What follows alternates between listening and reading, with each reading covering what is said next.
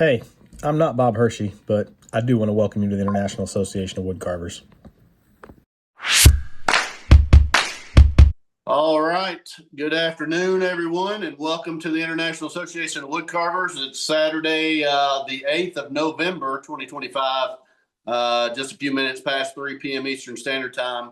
And I appreciate all of you all coming in to join us today for this special meeting. We've got a good friend on today, Bob Hershey. He's going to be doing a demonstration for us. And he's even going to talk to us a little bit about projects he's working on and do a little paint demo. So you'll get 3 or 4 different things all in one meeting. So we're excited about that. Want to let you all know we will be doing a knife auction during the meeting today. Bob has donated the knife and the carving that I've been advertising this week, and it's just going to be one auction. So both pieces, one auction. All the proceeds will go to benefit the International Association of Woodcarvers so that we can continue to have these meetings. We'll see if we can find Bob on here so that you can see what we're talking about. It's right here. So that knife and that carving that he's got there, that's a Helvey Signature Series Bob Hershey knife and a Cottonwood Bark Santa that Bob has done. He's donated those. Same as always, we will put bids in the chat. High bid will win. At the end of the meeting, if you win, stay on so that we can gather your information. And then Bob's going to ship that out to you. And again, the proceeds for that go to benefit the IAWC meetings. Having said all that, I'll spotlight myself so that I can tell you a few other things. There's also a knife auction going on over on Facebook on Guy Nelson's page. And as you all are aware, and hopefully Chris don't mind me mentioning this on here, but as you all are aware, we're doing a fundraiser, kind of a push for donations to raise funds to help Chris with his cancer treatments. Guy has a knife over there. I think it's a Dwayne Gosnell knife that he's auctioning on Facebook. If you want to bid on that knife, go over there and bid there. We're going to be posting some other things, probably on Facebook and eBay. I'm helping him do the advertising for those, and all those proceeds will go to benefit Chris. So if you're interested in bidding, go to Guy Nelson's Facebook page. The item should be there. You should see it. You'll bid there on the page, and he'll call that sometime today. And again, those proceeds will go to benefit Chris. So just wanted to make sure I was clear on that. I know there was some confusion on Facebook yesterday regarding the auctions and stuff. The one that we're doing here today live will be to benefit IAWC. The one that Guy's doing is donation items that will benefit Chris. So just want to let you all know. And Chris Hammock, we're still out here rooting for you. We know that you're going through a lot, and just know you got a whole family of wood carvers behind you that's rooting you on and doing everything we can do to try to help you with this fight. So like we said before, you still got some chips to make, and we still hope we get to make them with you. So just keep getting better, my friend. Some of the things that's coming up before we get started with Bob, there's some classes that's going on through Woodcarving Academy. If you want to sign up for these classes, make sure you reach out to the instructor. Dwayne Gosnell is going to be doing a few classes. He's got one on a caricature horse starting November the 11th. And another one on a walking caricature named Rufus that starts December the 9th. Dave Stetson, who's on with us today, has a class that he just listed that starts on December the 6th, carving a human figure with dynamic movement. So if you're interested in getting a lot of movement in your carving, this is going to be the class for you. Again, you got to reach out to Dave and get signed up for that, and he'll tell you what all you need. I think he's going to work on just doing a cutout for this class, if I remember what he was saying correctly. So go out, check that out, and contact Dave if you're interested in signing up. Another class that's listed, Ryan Olson, who's going to be on with us on November the 15th, next weekend. Ryan's going to start a class on January the 3rd, and that class is going to be creativity through miniatures. Ryan has done a variety of classes through the years, and this is just one edition that has to do with miniatures. He does some little stuff and he's going to help you with your creativity doing miniature carving. So, again, if you're interested in that, reach out to Ryan, get signed up, and he'll be happy to get you the materials and stuff that you need for that class. Again, next weekend, Ryan Olson will be on with us on December the 6th. Roger Stegall will be here with us doing a demonstration. Ryan's also going to be doing a demonstration with us.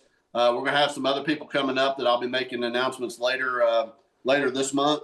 But hopefully you all continue to join us, and we're going to have a full schedule through December and on into January. So we look forward to that. Before we get started with Bob Hershey, I do want to go ahead and turn it over to Dave Stetson. Dave's remote today. He's at an art show, and he's still going to do our words of wisdom. So, Dave, I'm going to go ahead and turn it over to you. Hey, thanks, Blake. First of all, you need to know that every artist was first an amateur. And an artist is not paid for his labor, but for his vision.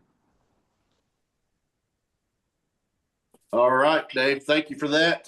Thanks for always coming on, making yourself available to share those words of wisdom, and we appreciate that so much. We hope you have a good day today at the art show. On with us today, like I said, Bob Hershey, CCA member, is going to be coming in doing a demonstration on carving a Santa Cottonwood Bark carving. He's going to be doing a paint demonstration. He's going to be talking to us about projects he's working on. I do want to let you all know, I just got my Woodcarving Illustrated today in the mail. And Bob also has an article in Woodcarving Illustrated on this very thing. So I think he coordinated that to come out at the same time that he was going to be on with us. So a lot of the things that he's going to be talking about is in the article. So if you need something to refer back to other than the video of this meeting, make sure you go out and pick up that magazine if you don't have it already, or if you don't have it coming to you, and it'll be a beneficial resource. So, Bob, I just want to say thank you for coming on. We'll go ahead and get started with you. We'll turn it over to you, and look forward to hearing what you have to share with us. Okay, hopefully I successfully unmuted myself. Did I get that accomplished? Yep, you're good. Okay. I'll just say something quick about this knife. It's my signature Series 2. It's a rough out knife. It's 1 3/4 inches long, and you talk about a hogger. This thing will tear out wood if you're roughing out. A couple of the people in our local club have them, are duck carvers, and they just love them. This will remove some wood for you. So I just thought I would put that out there, and I'm going to throw the sheath in with it.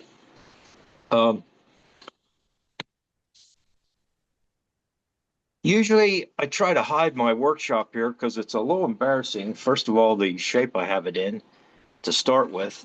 And I'd like to call my workshop the little corner of the base of the furnace room, because that's what I'm working in. But today I'm going to show you and talk to you for a couple minutes here about a project I've been working on for a year, and who knows how long I'll be working on it. And so you're going to get the pleasure of seeing my whole workshop here. A friend of mine came to me a couple years ago with an idea. I'll try to make this short, to do a pair of wrestlers or some wrestlers to go into a new wrestling facility that's going to be opened up here in Lancaster. It's called the National Wrestling and Performance Center. It'll be a place where Olympic athletes train. The girls' Olympic wrestling team is eventually going to be based there. They'll have sports psychologists on the staff, all kinds of, whoop-de-doo stuff like these athletes do today. And he wanted me to carve something for the lobby. He got to me a couple of years ago about this, and he thought it would be a wall plaque or something. And I wanted to do a 3D piece, something I thought would be a little more interesting. So I'm going to try to show you around a little.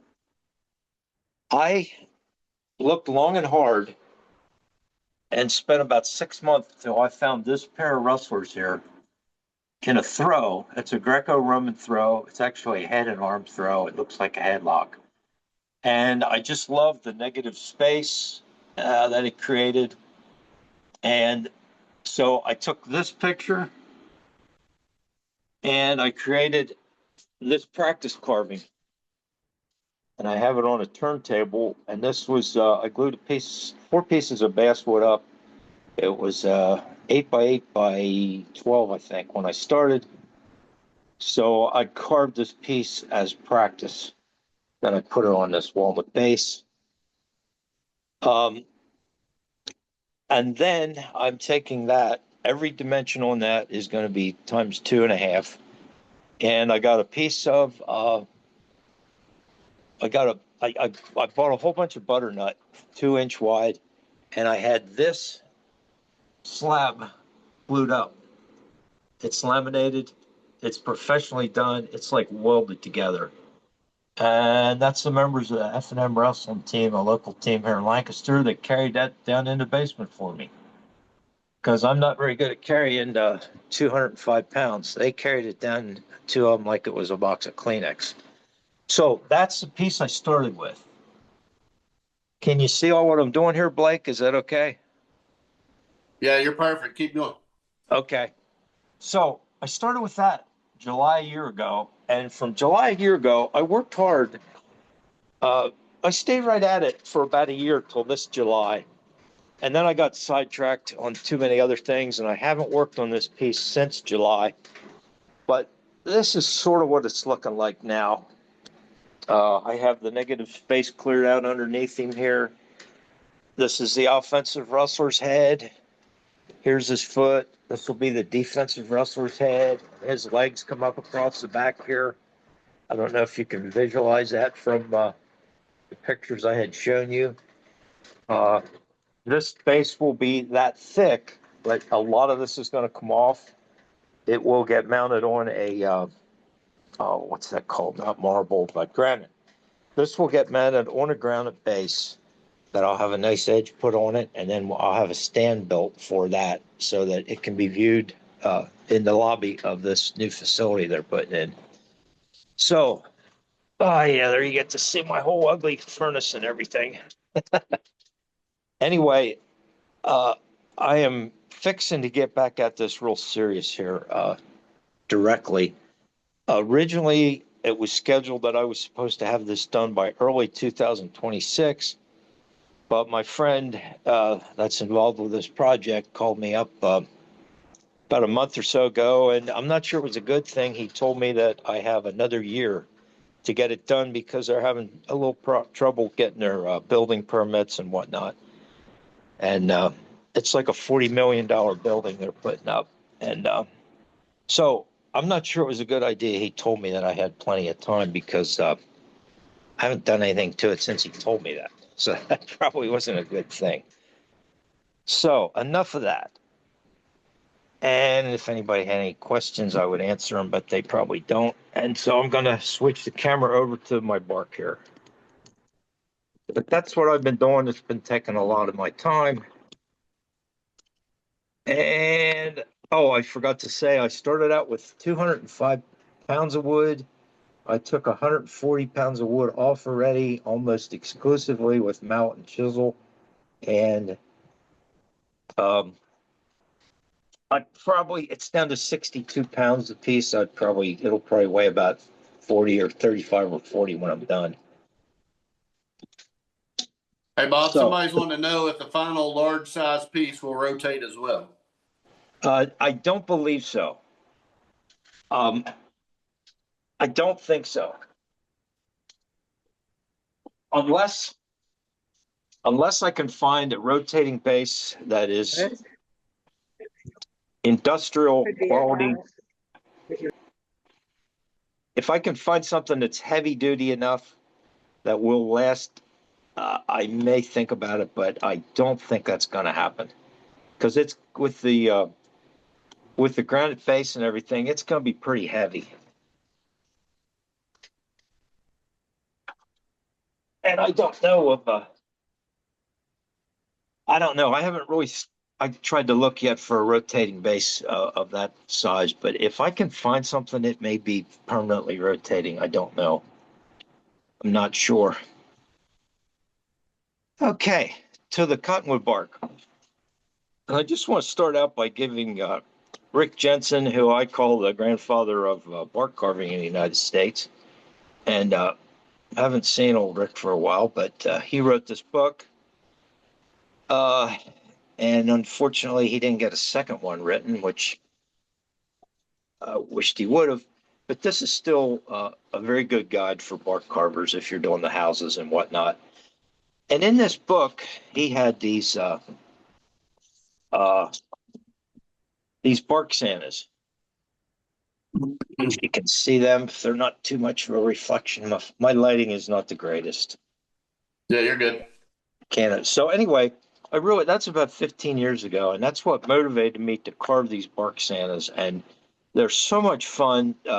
Everyone comes out a little different. Some of them fall apart halfway through the carving, and you throw it in the can.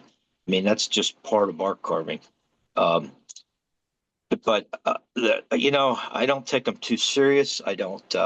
They're not like family heirlooms you're carving here or something. But I just find them incredibly interesting and fun to do. And by the way, if anybody wants to come to the Lancaster County Woodcarver Show, March 14th and 15th, 2026, Ken Kuhar is our featured carver. Anyway, that was in the book. That's my bookmark. And as Kevin's Santa's on the cover. As Blake said a bit ago, I have an article in the magazine. So since I have this article in here, I've just decided I'm going to cut out and head on out and get a beer. And if any of you want to learn anything about bark carving Santas, you can just read the article. How's that? No, I'm kidding. But everything that I'm going to tell you and probably more is in this article. I don't typically, as a matter of fact, I never did it before. I don't usually put a base on a bark Santa. It's kind of a contradiction to me. But long, boring story how that ended up on there. And I took it up to Woodcarving Illustrated that way. And I told them they can use it or they don't have to. And they decided to use it. So I probably will never put another base on a bark Santa again. Anyway, that's in the next issue if you get it. And I know the dates that gets to your mailbox can vary pretty greatly. I'll just show you real quick. I don't have many Santas around now. I have this little fella here that I did. Well, my wife said it looks like he had a lobotomy on his head there. And so I put a little Christmas tree on the back just for the fun of it and a little piece of holly and some berries to try to make up for the disaster of his hat. But, and here's another one I still have around. And this one's a good example. This was just a piece of bark and the tree was right there. So I just kind of made a tree out of it. You can see the side of his face is kind of not there, but that's okay. You know, it's kind of just abstract because the bark wasn't there. So I just kind of go with the flow. And I'll just talk real quick about this. I started carving this Santa out at Conewago a week or two ago. And I really wanted to keep this crack in the hat area there. Just really, I think, adds a lot to the piece. And as I was carving the hat, I saw this was really weak. It was spongy like. So I decided to glue it. Now, when I glue on bark carving, I almost never, I don't think, I'd be hard pressed to think of a time when I glued something back on that broke off. You just don't do that. But I pre-glue things. So I could see this was a weak spot, so I ran some thin CA glue down in there and left it harden up. And I was just going to show you this one. Here's another one I was working on not too long ago, and this is really flat. I usually don't like them this flat, but you can see the bark is starting to layer off there. So I ran some CA glue down in there. This very likely could be a throwaway piece. I haven't tried this yet, but I will quickly here. I glued that, and I'll just clean that glue off. And I'm going to run my gouge in here and just see how it looks like it, see if it held up enough. See, I just carved right through the glue. When I paint it, I'll add a little extra paint there that you don't see that glue, because that's an unusually thick glue joint there. But it looks like this is going to hold, and I'll be able to make a little Santa out of this. Not my favorite Santa because the whole piece is too flat. But I thought I would show you that, talk to you a little bit about that, about gluing. I've got no problem gluing bark up, but I don't glue things back on. I was teaching a bark class quite a few years ago, and I came around to this one lady, and she had about 30 little pieces there that she had chipped off, and she thought I was going to glue them back on. And when I told her we're not doing that, I did not make a friend that day. She was not happy with me, but I don't glue things back on. If it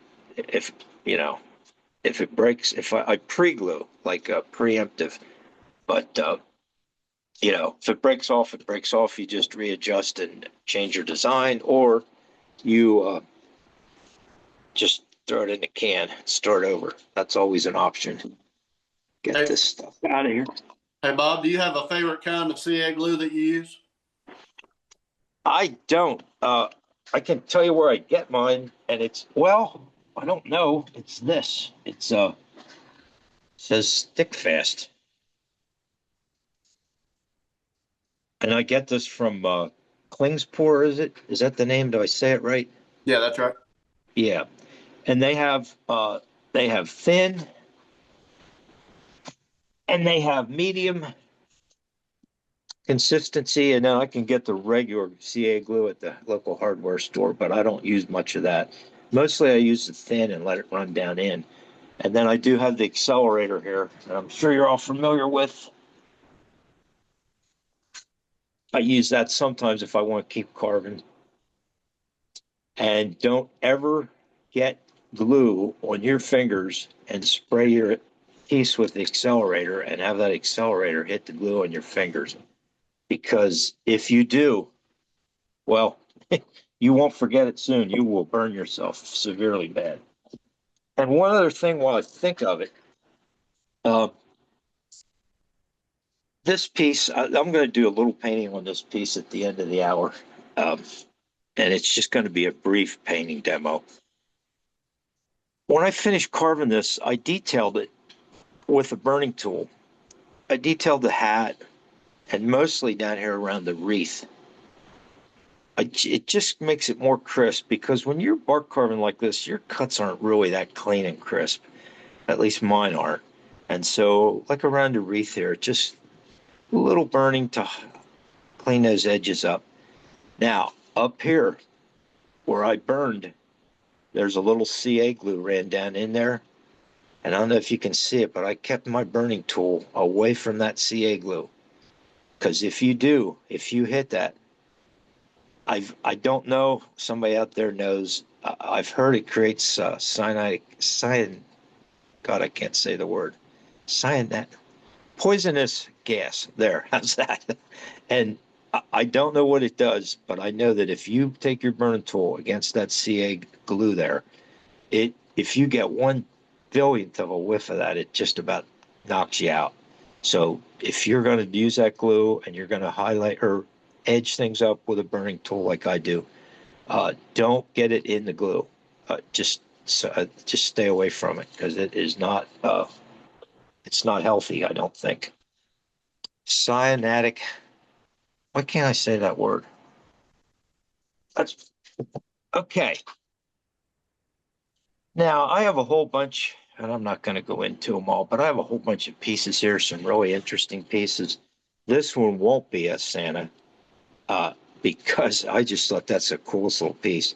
I'm thinking I can make some candy canes, either all candy canes or all candles, that have a lot of negative space and have them intertwined. But anyway, that's a strange piece. I picked this piece today that I'm going to start with. I'm just going to carve till 4 o'clock. So as far as I get, that's how far I get. I did already clean the back off that layer of ugly stuff between the bark and the tree, that Cambrian. Now, I'm having trouble with my tongue here today. Cambrian layer. That's not it either. Anyway, I cleaned that off, and I have some tools that I dedicate just to roughing out the bark. And you don't want to use your good, I call them my varsity knives, your Helvey knives or your Dunkel knives or whatever your good knives are. You don't want to use on the outside here because this is weathered. It's got grit in it, even though it's been washed and cleaned. And this will tear up your good knives in a hurry. But I have a couple of knives here. If any of you are familiar with them, they're Cape Forge. They don't make Cape Forge knives anymore. But these things, they take a beating. And I've used these for a very long time. And they just tear into that outside bark. And your fancy basswood detail knives are going to come apart, get tears, nicks, bad. It just, and this is a particularly hard piece of bark, which I didn't realize. Anyway, I've used these two Cape Forge knives for a long time, and they just they really hold up. So, and I always keep a few tools that I dedicate just to cleaning the outside of this off, and these are the sturdier tools that I have. And you pretty much need to do that if you're going to do much bark carving at all. Now, what I've decided, I don't know if he's going to have a wreath or not, but I'm going to take his hat over the top here, and the ball of the hat's going to be down here. So I'm going to set that ball of the hat a while. I don't know why, it might be backwards, but I start that way. And that way, I can kind of see what's left over for the face.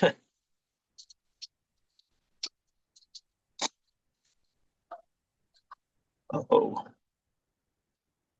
Missing a tool. How did that happen? Okay. We'll just go with a different one. It's not like I don't have extra tools, but my favorite tool for that job, this job right here, temporarily just took a walk here somewhere. So you can see I'm setting the ball of the hat there a little. Now I'm going to start working on the hat, and I don't know how this hat's going to come out, what shape at all. Some of this rough is probably going to be showing when I'm done. Maybe more or less, I don't know. We're just going to see how it goes, see what it starts to look like. And if you've carved bark, you know that I've had some bark pieces that are so hard, they almost feel like they're petrified. And when I was younger, I just fought through them and carved them anyway. And now if I run into one of them, I throw it out because I'm not dealing with that anymore. But some of the bark is very delicate and flaky, and some of it is very hard. And this piece here is very hard, which means that these cracks and things that we see here, which will probably be somewhere in the face, have a better chance of being solid.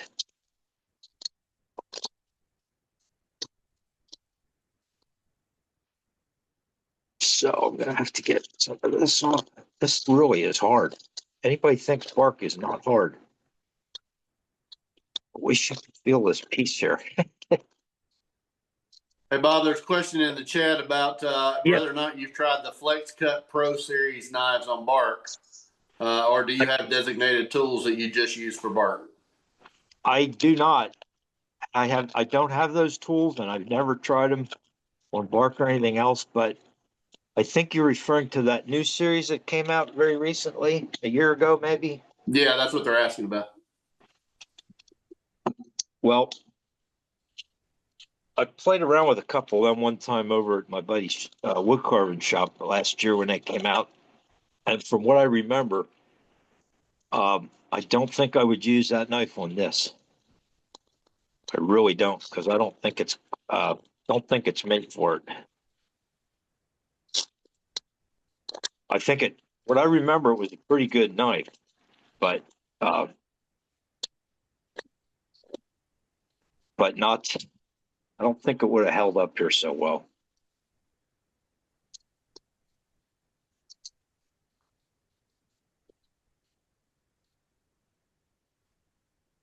I'm going to be honest with you folks. Had I known this piece was this hard, I would have picked another piece for the purposes of demonstrating today.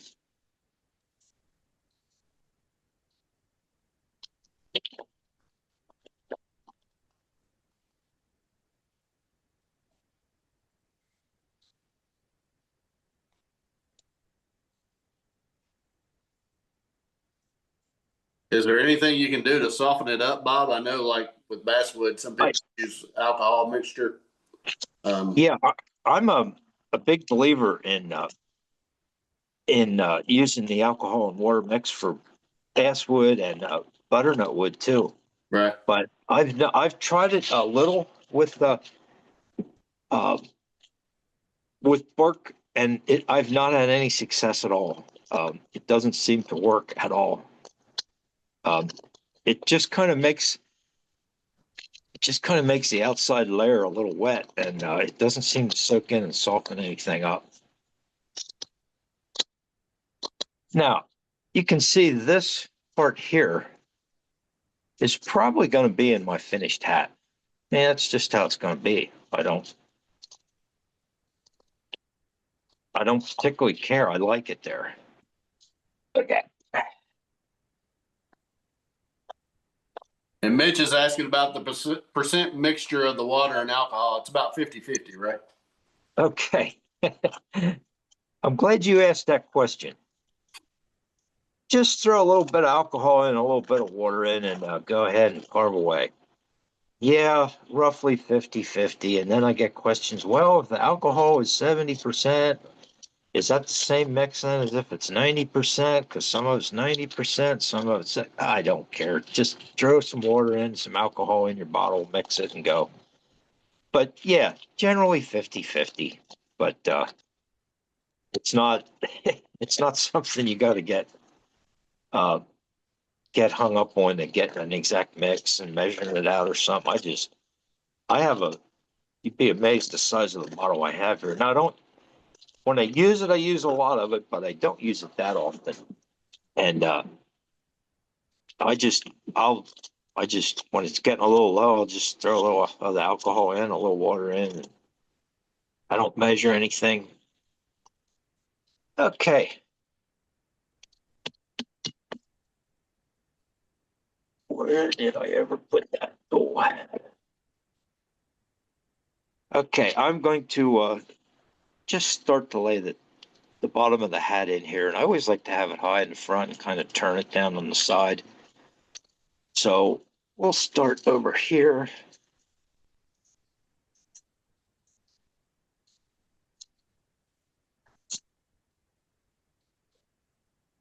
And something I'm doing here that I'm not sure if I can explain it well, but this piece, as hard as it is, you don't have to worry too much. But the typical piece of bark, if you just take your V-tool and you smash it in there, it's going to break out just like that piece there did.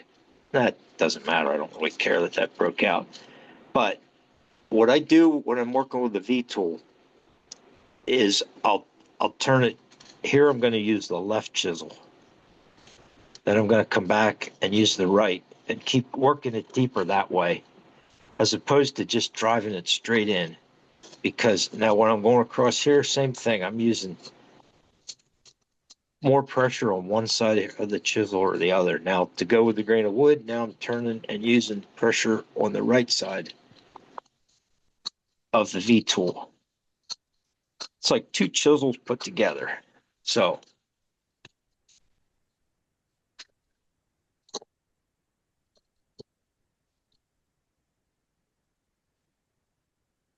And Bob, do you have a good source for people to get cottonwood bark if they're Oh boy. Uh, that's always a question. And I'll be honest with you. I used to teach and carve with a lot of cottonwood bark, but I don't much anymore. And so I have enough of cottonwood bark here at the house to probably last me another lifetime and a half. So I'm not real current on the places, and somebody out there is going to help us. But I know that the fella out in I over the years I bought it from various places. I used to buy it by I used to get 100-pound boxes of it come out of British Columbia. I had a fellow up there that used to supply me, and then he disappeared. That seems to be the case in bark carving a lot. About the time you get a good supplier, they disappear. But I think there's a fella, boy, I'm not sure where he's at. Is it Lowell's? Leows or something? He's on Facebook, and he's out of like Missouri or somewhere out there. And he has basswood, butternut, and I know I see people getting bark from him. And I'm sure Josh Walters, if Kathy Overcash is on, she knows where to get it. I'm not quite sure other than that fella. But I lost my good source in British Columbia. Well, I used to get fabulous bark, and he disappeared. And fortunately for me, I have enough to last my lifetime. Does anybody have any input into a place, or maybe somebody's already posted it to a bark supply? There's a couple of them out there. There's a lady in Alaska that's on Facebook. She also, what is her name? Is it Angel King, maybe? Not sure I'm right on that. Josh posted in the chat, Lois Hills Sawmill. Yeah, that's the one. That's the one I was thinking. And Angel King. Yeah. Those are the two that came to my mind. And I've not bought from either of them, but I've heard of other people buying from them. And so I'm setting the flop in his hat here a little bit, just getting that started a little.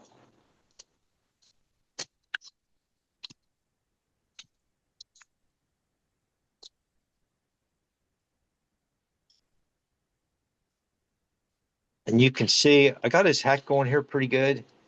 And the ball's over here. Now I'll clean that off to. This is like a brick. I'm telling you.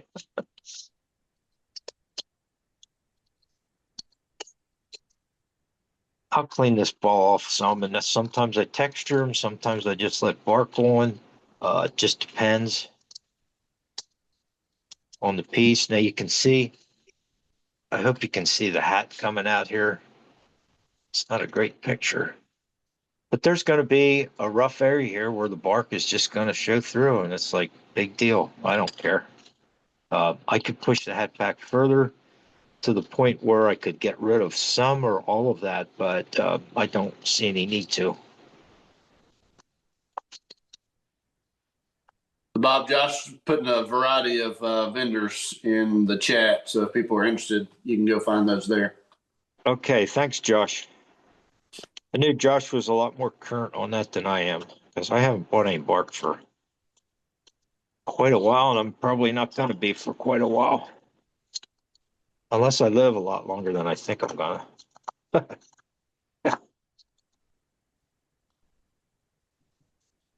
I'm just starting to tuck the side of what's going to be his beard hair underneath the hat a little bit.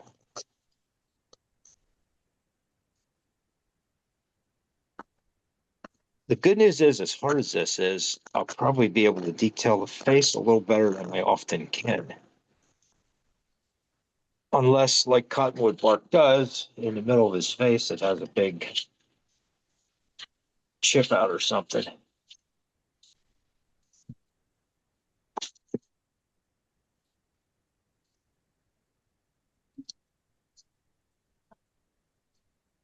And I started, the one that Rick Jensen had done that I copied first had sleigh bells on it and some holly, and I did a lot of sleigh bells and holly. I put candles on them. all kinds of things. And for some strange reason, I don't know why, a year or two ago, I started putting these little wreaths on them. And I don't know, I kind of like that. And but you can you can put anything on you wish. If you like putting hearts on your Santa beards or whatever you can think of. So you can take the Santa that you're carving and just put it into bark. Um, and I think anybody at any level can do these with success because you don't need a real fancy detailed face. So if you're not been carving too long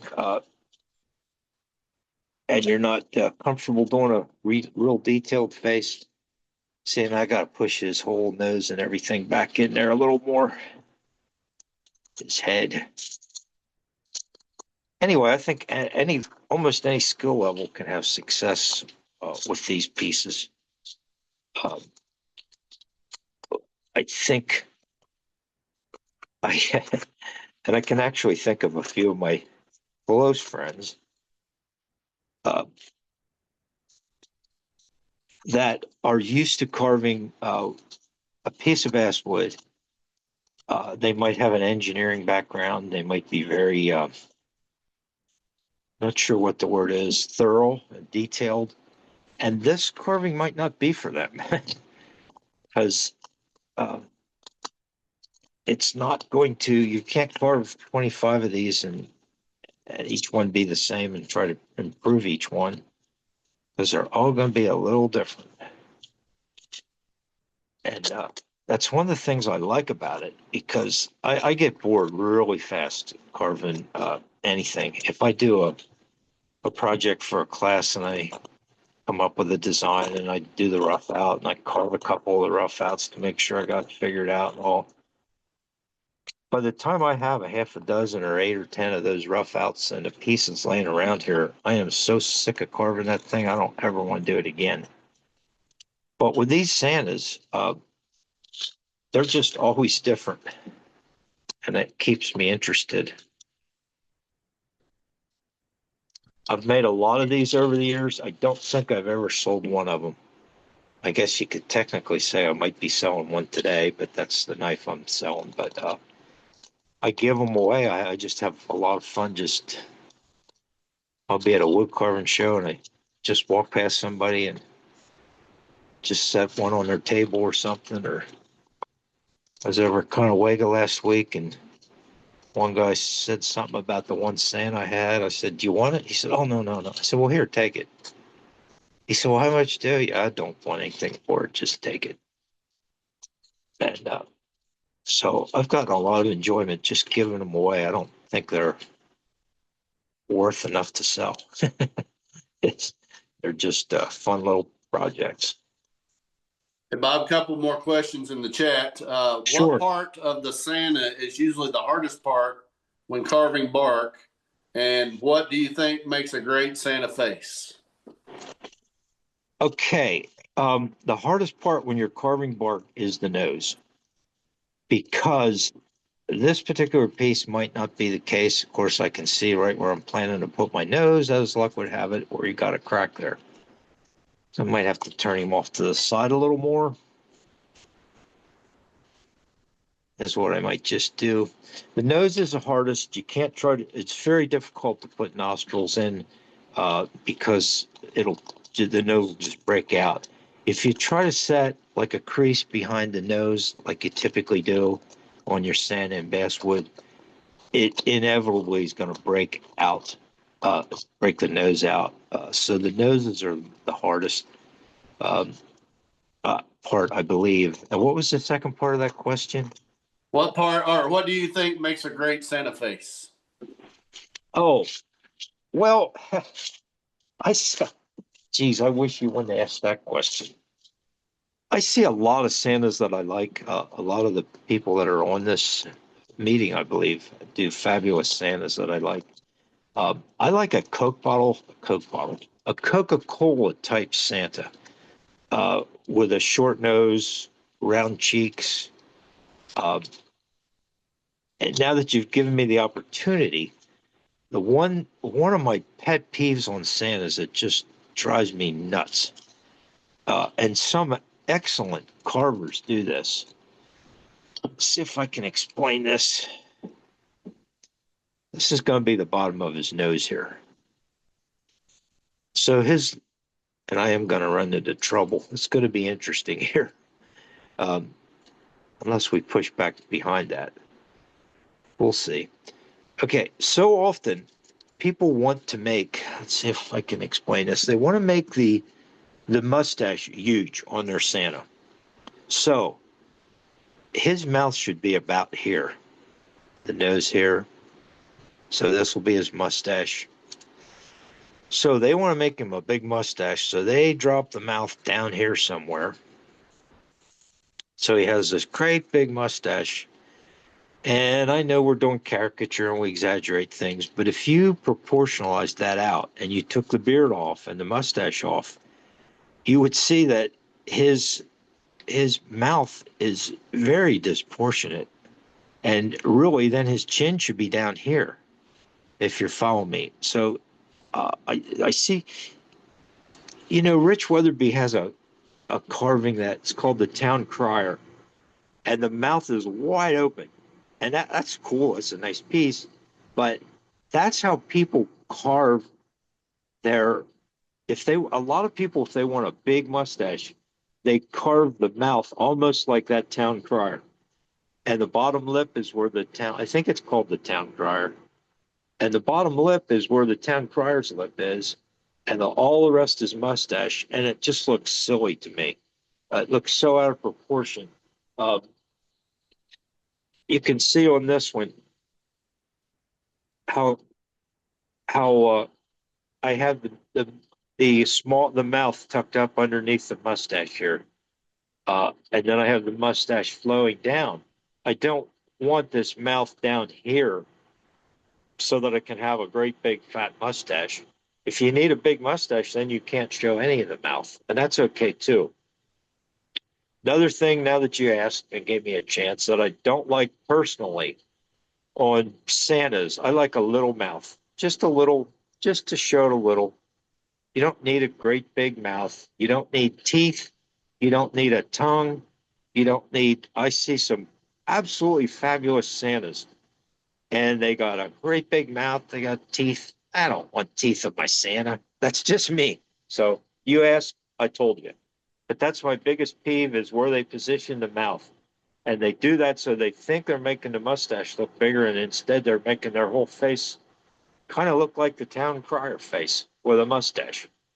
If I made any sense. I don't know if that made any sense to anybody or not. That's perfect, Bob. Oh, you're just saying that to be nice, Blake. Well, I am a nice guy. Huh?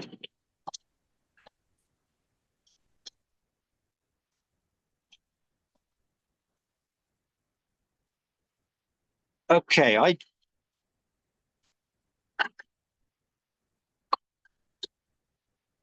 start out a pretty simple face here. And you can see, I hope you can see, this is the cut under his nose, and I have this whole thing angled off to the side, just because I don't want it straight. And somebody said to me recently, well, how do you carve it at an angle? Well, just, if you have to, just take the whole piece and turn it and carve it straight then. I don't know, just turn it, carve it at an angle. You just do. It's not that hard. Then I usually just start to set the nose in like this.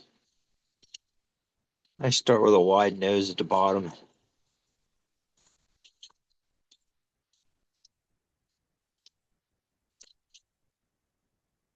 And here's where I'm saying, you don't want to do much to try to set a line behind his nose here, behind that nostril, if you will, where you start like the smile line thing. Because if you do, even in a piece of bark like this, it's going to come off. And then I just start to set the eye sockets. take that ridge right across. And you can see, maybe you can see, I still got this hat too heavy. That thing has to go back, way back. So we'll just rip some more of that off. Which means we gotta push the top back a little. Just for now, just to get it. I can see I'm not gonna get a fraction done here what I had hoped.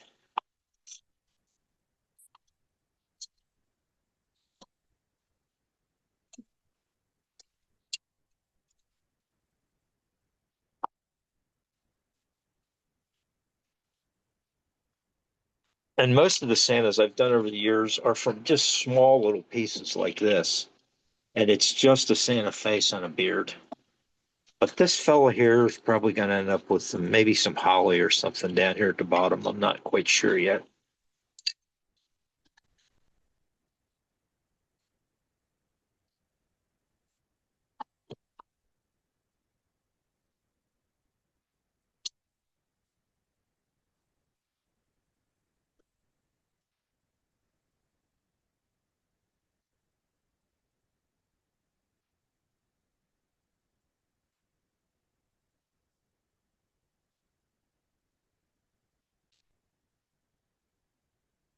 Got to push his forehead back a little under that hat yet.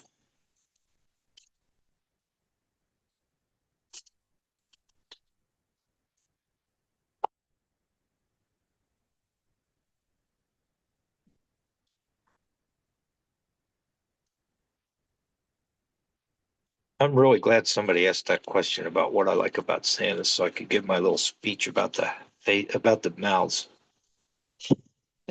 I'm sure I pissed somebody or a lot of people off, but that's that.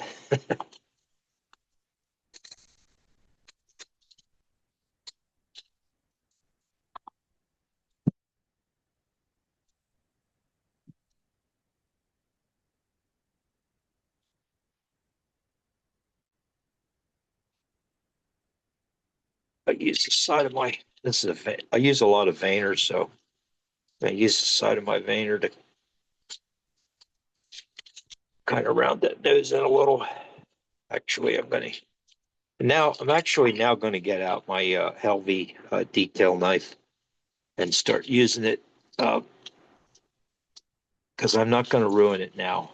As long as I use it on this inner bark, I don't want to get it on this outer bark because that's really going to tear into it. I look at it from the side to make sure I'm getting a little bit of angle, curvature, which I'm not doing too good at right now.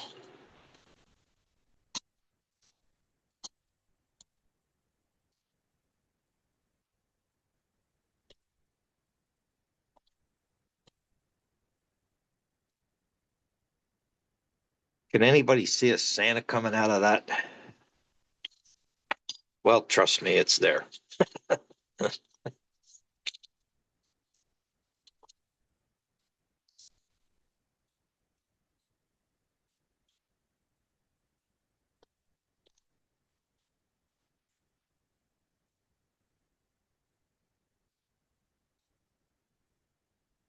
Then pushing more hat back so I can clean more of that up. There's not going to be too much up here in his hat when we're all done.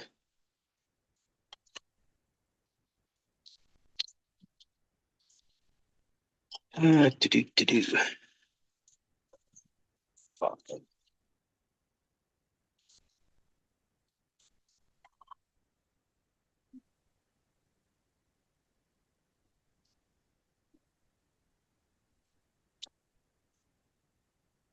Start to develop the bottom of his nose there a little. Very haphazardly here.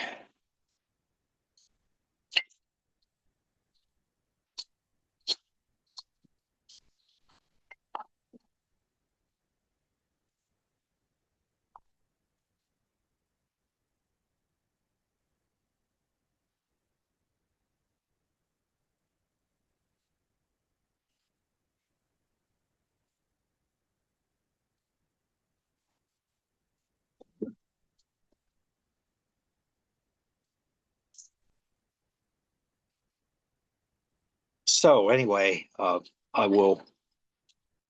can start to develop the mustache. I'll just lay a couple of lines in here quick on that. And I'll start that with a veiner, because then I could move it up or down a little bit. I haven't set a hard line exactly there.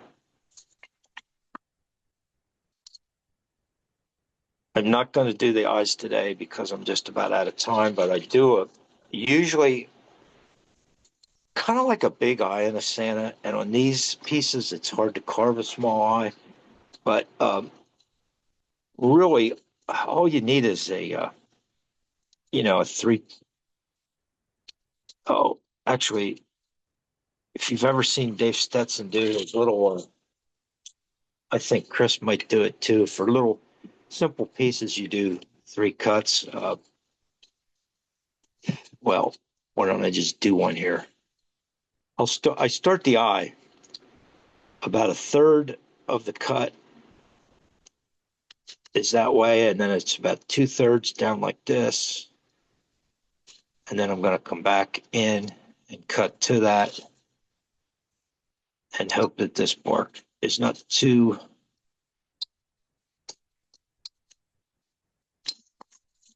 And that's, I don't know if you can see that at all. Dave, I think is where I kind of got started on doing an eye like this, for a simple little piece. And probably don't have that deep enough. If you're not looking to do a complicated eye, and you can actually, if you want his eye to be squinted, wait, I'm off screen. You pretty much have a squinted eye right there. Now, the next thing I do is I'll come across the bottom of the eye with a stop cut. And these eyes are really hard to do in bark and make a really complicated eye.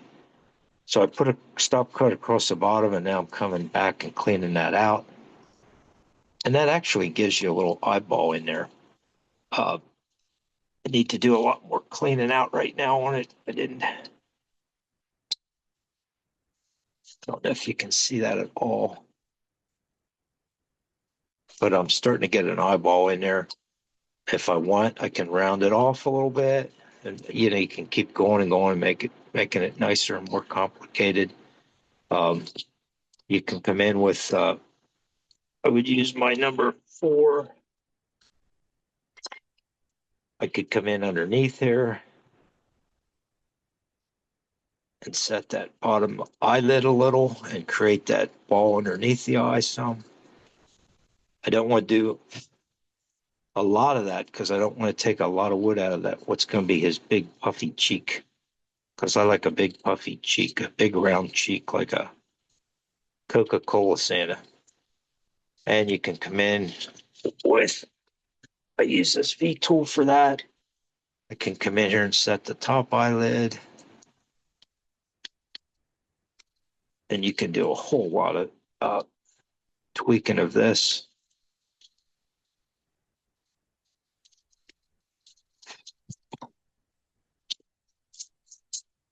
I would like that, shit, I'm running over. I mean, oh shucks.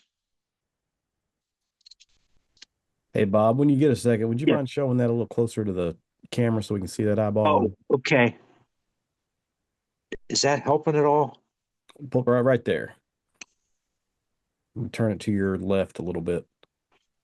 Your right, sorry. Yeah, there you go. Thank you.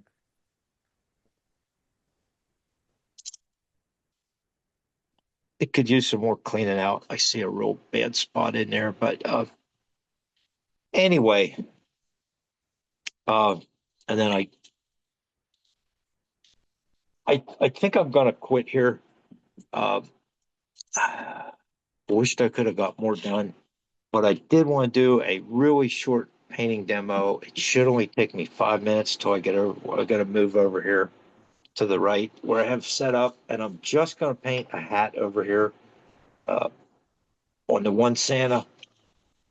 So I'm just going to paint a hat. It shouldn't take very long. So if you're bored to death, I'm not going to try to bore you much longer. See, one of the problems of carving with gouges is after an hour, half an hour carving, I have 25 tools out. If you just carve with a knife, you don't have all these tools out all over the place. And that can get dangerous when you have those tools laying around. Anyway, I'm going to switch over and just do a little bit of painting. And it won't take me long, but I believe there might be some questions. And so I'm going to switch over.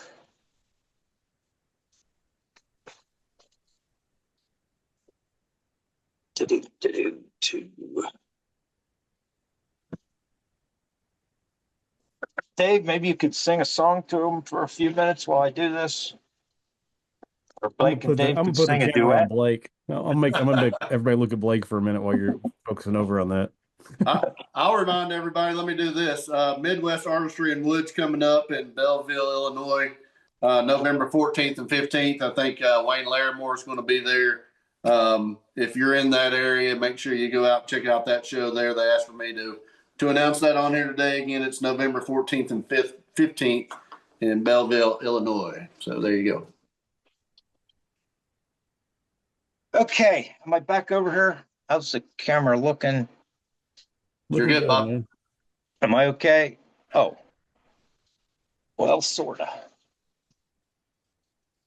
And I only did this, folks, because a lot of people have a lot of questions about how I paint.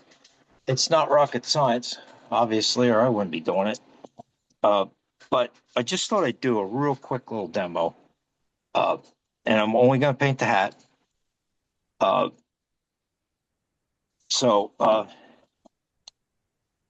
here's my little cup of Minwax 209. We'll put that right over here. It's my medium, it's my water, if you will. And that is this 209. Now, it's a long story. The government keeps screwing around with with their recipe, I guess you call it, and trying to make it safer for the environment, which I suppose is a good thing. But this now has a little bit of a reddish tint to it, which I'm not totally happy about, but it's okay. But I might end up switching one of these days to mineral spirits or something, or what was that that Tom Wolfe painted with oils, and he used turpentine. That's what it was. And I asked Tom why he used turpentine, and he said, "'Cause it's cheaper." And that's hard to argue with that. And I don't like what they're doing to the formula of this. It's changing a little bit. So I'm gonna use 3 colors here. I'm gonna use red for my base color. I'm gonna use this ultramarine blue for my shading, and I'm gonna use this orange for my highlights. And I will come back with a mixture of white and this puff titanium, which is kind of an off grayish white. I mix those two together, it makes a really nice white color. And I'll do just a couple of highlights with that. I'm not sure I'll even get to that today, but so we'll just do this. Am I still on here? Yeah, you're good. And somebody just asked what type of paint that you use. I know we talked about it before the meeting. Okay, that's a really good question. I don't have any out here now, but the best paint you can buy if you're painting the Sistine Chapel or something is Old Holland paint. It has a high color fast factor. It'll last for generations, decades, centuries. And I used to buy Old Holland. I don't anymore. It's too expensive, and I don't think my carvings are going to last that long that it matters. So Old Holland is the best you can buy. Having said that, I go to the I still have a lot that I didn't use up, but I just go to the, whatever they are, Michaels or Hobby Lobby, whoever it is. And a lot of what I buy is this, Winton Newton. No, that's not it. No, Windsor Newton. Yeah, that's it. Wait, I can't read it. And that's all oil-based, Bob? Yeah, it's all oil. And I also use a lot of this Georgian, and these you can just buy at the your regular uh, at your regular. You don't need very much paint out, very little. And I'll put my ultramarine. These things get tight.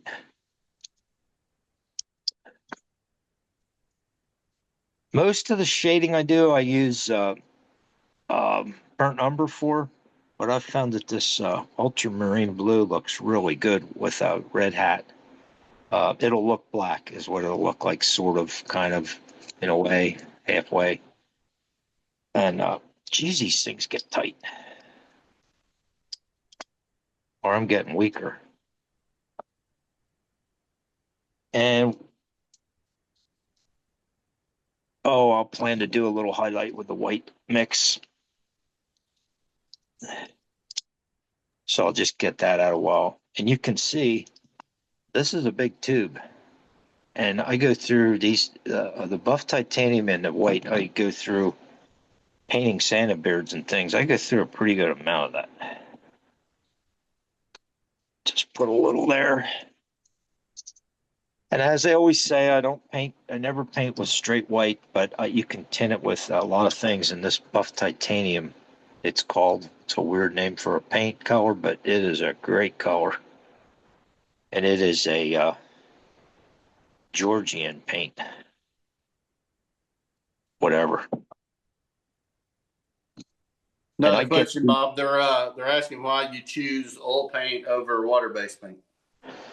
Oh, see, we're going to be here all day. No, that's okay. That's a good question. The colors are more vibrant. They're brighter. I like my carvings to have, especially my animals, I like them to be bright. And I don't go for the washed out dull paint look. I'm trying to have a bright piece. You don't have to have heavy colors or heavy paint with this oil to have it look like it's bright and vibrant. It's just the nature of oil paints. The other thing about oil paints, and as I say this, and comes to my mind, some of the good ladies out there, some of the ladies that are real artists and know how to paint, can use acrylics and blend them perfectly and do a great job. But generally speaking, the oil paints, not only because they dry slower, but also they blend better than acrylics do. Having said that, I know, like I said, there's a lot of people out there that are great artists, can do a good job with the acrylics too. But I think for an amateur like myself, you can blend better, nicer, easier with the oil paints, and they cover well. I can cover, if I have a little bit too much ultramarine blue on a hat and I put white on, the white will cover the blue. They really cover, so I don't worry about paint bleeding over and bleeding, all that. I don't even care. So after you get used to them, they're really, I like them a lot. It's just, the one thing is they take a while to dry. And if you have a Santa ornament that you want to give to your sweetheart tomorrow morning, it's not going to be dry by then. So, I don't very often do something that is that timely for me. I usually have something that I have plenty of time. Now, having said that, I will tell you this. When I'm done painting, I paint on bare wood, whether I'm painting basswood, butternut wood, or cottonwood bark. And I always finish it with 3 light coats of deft clear lacquer. And it's satin I use most of the time. Sometimes I use a semi-gloss, depending on what I'm doing, but it's usually satin. I hate to say this, but if you paint this, first of all, the bark dries fast. Dries really fast. But if you paint something like this and you want to give it away to your friend tomorrow and it's not dry, I don't do this, but I know people do it. Instead of waiting till the paint's dry, they'll spray the sealer on about an hour or 2 after they're done painting. Give it 3 light coats and it'll feel like it's dry. And I can't say there's anything wrong with doing that. It's just I kind of don't like to do that. But I know people that do that and it works. So if you really have to dry it, this will dry it.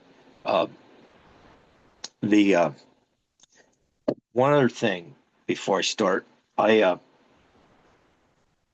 creating stains, and you're going to see that here. I'm not trying to create paint. I'm not taking paint.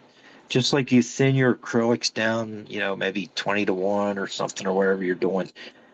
I thin it down varying degrees. Just on the hat, it'll be varying at different places. But I'm going to pull out. I'll get my paintbrush wet. See, I'm going to pull out this red. So I just really have a thin red here. Really thin.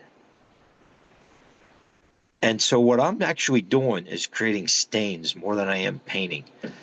And, if you create a stain out of Minwax or use a Minwax stain, and it should dry in 8 hours on a piece of wood, a board. So on your carving, a basswood carving, it should dry in 8 hours. On bark, it'll dry much faster. Now, there's places where I dry brush, use heavier paint, and that's going to take a day or two, maybe 3 days maximum for it to really dry and set up. And then I'll spray it with my Deft. But like I say, if you're in a big hurry, you can spray it. I know a couple of people that are really good carvers and paint with oil that do that sometimes. So, not sure how my lighting is here, but we're going to go with it. I'm just going to paint some red on there.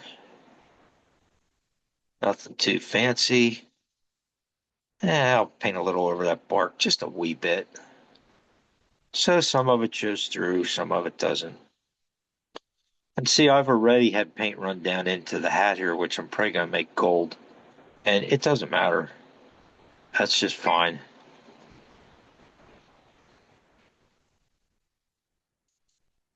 So you can see, I'm barely using it. If you can see down here, there's barely any paint on my brush. I squeezed out way too much oil paint, and I always do that. I can't stop my fingers fast enough or something. By the time it starts coming out, it's too late.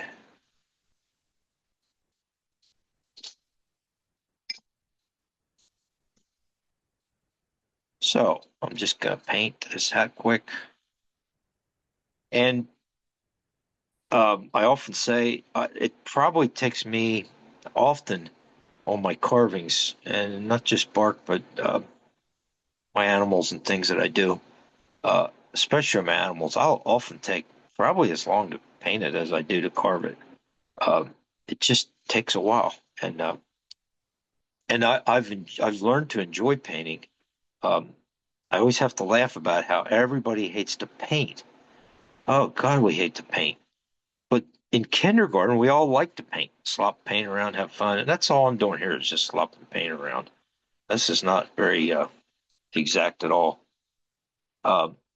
So I don't know what happened between kindergarten and adulthood that we all decided we hate to paint.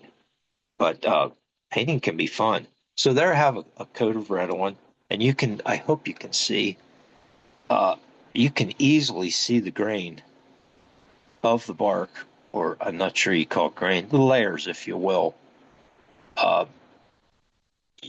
You can easily see the layers there. Now, I'll just clean up my paintbrush a little, lay it down. I'm going to get a smaller one. I'm going to come in here. And now, for the shading, the shadows. One of the reasons I don't do the antiquing thing so much is because everything is pretty much the same. You've created these different depths, so I want them to have different shadows. Now, I have a real strong, heavy, the ultramarine blue on my brush is pretty heavy, and I'm going to use that for the crease of his hat here. And I'll just put it in there. Got to get some more. I hope you can see what I'm doing. Hey, Bob, would a LA Dodger blue work for that also? No, it won't. It'll ruin your carving completely. if you get any LA Dodger blue on your carving, just throw it out, burn it as quick as you can. Any other questions, Blake? No, that's the only one I saw. So there, hope you can see how I've really put a hard shadow darkness in that. I don't know if that's showing up well or not. Yeah, that's good, Bob. We can see it. Okay. Now, around the top of the hat, where it's going to go into the fur area, I'm going to thin it out a little thinner. You can see there I've got a little more of my Mem wax on the brush, and I've drawn a little out and I've thinned it, and then I'll just run a line around here. Not nearly as heavy as that last crease. I'll just run a line around there. That'll help to hide that burn mark I put in. The details that I burn on a piece, I don't ever want them to show through when the piece is done. Don't like that. That's another peeve of mine. Some people like that and they do that, but so if you can see, I've just put a thin layer of the ultramarine blue in, and as I'm putting it in, it's not like I'm not being exact. I'm just kind of wiggling the brush in there and wiggling it through. It'll all be fine. And then I'm going to come back and some of the lower. Now here I'm really going to really use a thinned out paint. And oh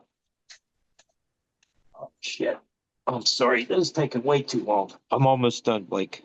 No, you're good. Okay, I'm going to come in here in some of the lower areas, and just brush a little bit of the ultramarine blue in. Oops, I got too much in there. Can you see that? I got way too much in there. So what do? Just come back, get a little more juice on my brush and just squiggle it around, thin it out. There we go. No problem. I got some down here in the hat. No problem. That'll cover with the next layer with the gold that I'm going to put in.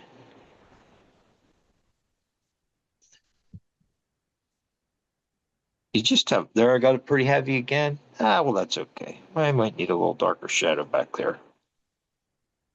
Doesn't matter.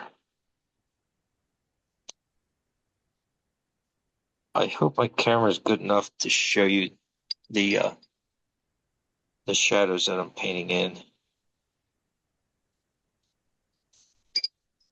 There, it's getting a little more depth. Now I'll come back with this orange. And I'll use that a little stronger, and I'm going to paint that along some of the edges here. And that's way too heavy. I got that way too bright. You can see that. So I'll just come back with a little. I'm going over here in my Mim wax, thinning it out a little, bringing it back, wash that out a little. That'll be just fine. Take a little across the top, a little here. Just catch a few of these highlighted areas, or the peaks, if you will.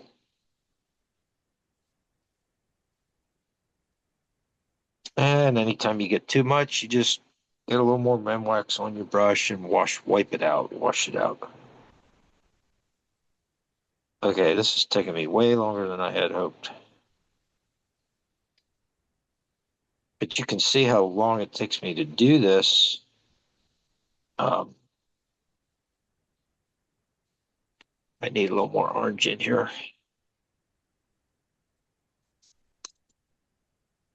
I'm going to use a little flatter brush here and brush some of this out a little.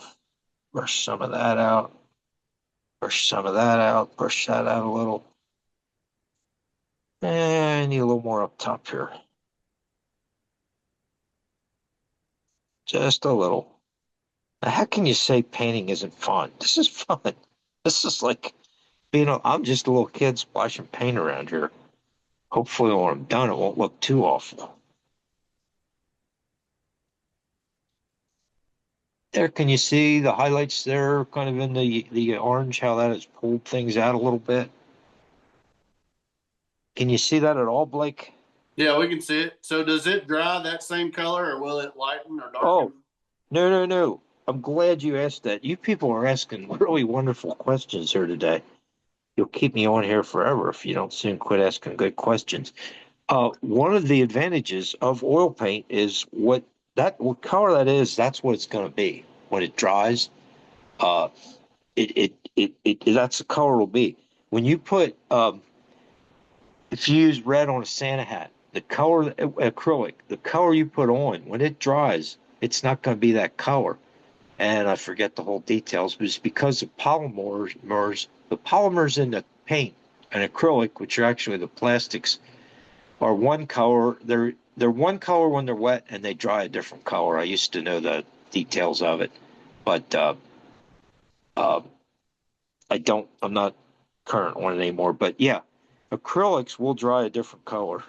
This will not. That's the color it's going to dry. So you know what you're working with. Now, I'll just take a minute. Do I have a minute yet, Blake? Yeah, you're good.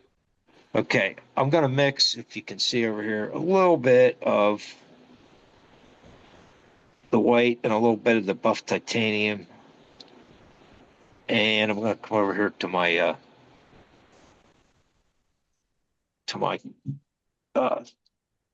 paper towel, wipe that out a little. And this is a little tricky to do when it's still wet, but it's doable. I'm going to just catch a few. I need a little more white. Just catch a few highlights there. With the white, with the white mixture. Not everywhere. If you highlight everything the same everywhere, you've kind of highlighted nothing. I think that's enough. That is just about enough. Maybe one here. I might have gone too far. Okay. Just like that, in an hour and a half, I have the hat painted. But anyway, I don't know how anybody can say that wasn't fun. I was just slopping around in paints. This is like I was in elementary. I was in kindergarten again, and that's what the hat'll look like. Hey, Bob, they want to know if you use specific brushes for your oil paints. I do. And I they're use just brushes. dedicated to those, right? Yeah, I use. Oh man, I forget what they were called. I bought them so long ago. Oh, here it is. I think I can still read it. Yeah, they were. They don't sell them anymore, but they were Cornell Ultra, uh, Ultra Round, I think, and they were red tipped. They were called the red tipped ones because they had this red on them on the band, and these were brushes that were supposed to be used for acrylics. I've used these. This brush here, you can see how old that is. That brush is probably 20 to 25 years old. And they're good, expensive brushes my wife bought them for me. My wife brought me these brushes at Christmas one year. She spent a whole pile of money. And I thought, oh, honey, why'd you waste so much money on these good brushes? I don't need good brushes. Man, what are you doing? That was my Christmas present. Turned out it was the best thing I ever got for painting because these things, they don't wear out. They just last forever. And they hold a lot of paint and they come to a fine point tip. And so you can get in the cracks real well. But that's most of my brushes, and I've bought brushes since, and I buy good brushes. I clean them well with a cleaning thing there that you can buy. You can clean them just with soap and water, like hand soap.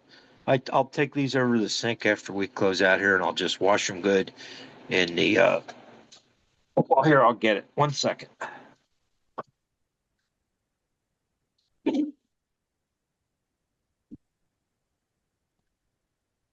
This is what I use. You can go to any of the paint places, and it's called the Master's Brush Cleaner. I'm really convinced it's just, they don't tell you what's in it. It's just some kind of hand soap, is what I'm convinced that they charge you a lot for, but it really works. I run my brushes through water, warm water, work them through this soap and clean them up and let them dry. And I'm not kidding you. Well, thinking how long we're married, this brush is probably 23 or 4 years old, and I've been using it regularly since. And uh, they just last. So I know a lot of people buy cheap brushes and throw them away, but it turned out an accident. But my wife bought me really good brushes, and it turned out, oh, I like that. So I buy good brushes now when I need new brushes because I like different shapes and brushes and things. So I'm sorry, folks. I went way longer than I had intended to. What I thought was going to take me 5 minutes here took me a lot longer. So, anybody have any other questions? I don't moisturize my bristles. I just clean them, let them dry. I know I should moisturize them. I know all the things I should do, but I don't know. It lasted 25 years the way I've been doing it. So, Well, I think we've covered all the questions that I see, Bob, in the chat. So okay, good. Great presentation, fantastic. I'm going to go out maybe this afternoon and buy me some oil paint and see what I can do. Take your time with it, play with it, enjoy it, have fun, and I think if you give it a fair try, I think you're going to like it. I really do. All right. Well, thank you again for coming on and presenting for us today. Again, I'm a big fan of your work and always look forward to seeing what you're going to do next. So thanks for sharing the wrestlers with us, and look forward to seeing the progress on that too, and seeing the finished product when you get done. So make sure you come back and share that with us when you get it done there. I will. All right. I'll go ahead and call the auction on the knife and the carving. Looks like right here at the end, Doug's come in. Well, let's see. We're still getting bids. Jim came in with a bid just now. Jim Wallison, if you will stay on the line, we'll call the bid and we'll gather your information. Looks like we're having a bidding war back and forth. Maybe I'll leave that just for a second. Hang on, Blake. You're making money here. Yeah, maybe I'll hold off until the let her go. Let her roll. bid stop. Anyway, I'll advertise for next week. Ryan Olson's going to be coming in next week. He's going to present for us. He's going to do a demonstration. Again, Ryan has a class that's coming up on January the 3rd. So make sure you come in next week, 3 p.m. Eastern Standard Time, and participate in that meeting with us.